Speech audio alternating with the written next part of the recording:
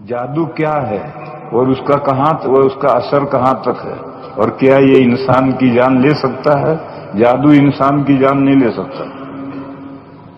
قرآن کریم میں پہلے پارے میں ہے وَمَا هُمْ بِضَارِّينَ بِهِ مِنْ أَحَدٍ إِلَّا بِإِذْنِ اللَّهِ۔ اللہ کے حکم کے بغیر جادوگر کسی کی جان نہیں لے سکتا۔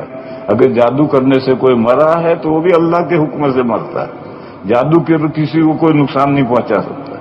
اور اس کا دفاع کیسے کیا جائے، جادو کیا ہے اور اس کا توڑ کیسے کیا جائے؟ کسی جادوگر کے پاس جاؤ، میں جادوگر تھوڑے ہوں،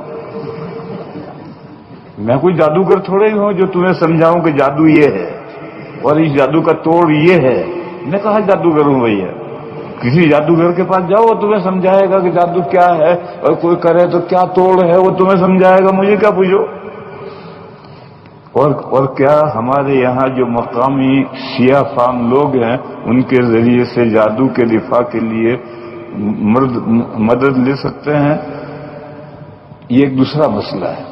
کسی پر اللہ نہ کرے، ہماری سب کی اللہ حفاظت کرے، کسی پر کس نے جادو کر دیا تو پہلے مسلمان سے علاج کراؤ، اور علاج کرا کے تھک گئے نہیں ہوتا تو غیر مسلم سے اس شرط کے ساتھ اجازت ہے کہ اسے جو کرنا ہو وہ کرے، ہم سے کچھ نہ کروائے، جو پیسے مانگے پیسے دے لے پیسے، اور تجھے جو کرنا ہو کر، اس تک گنجائش ہے۔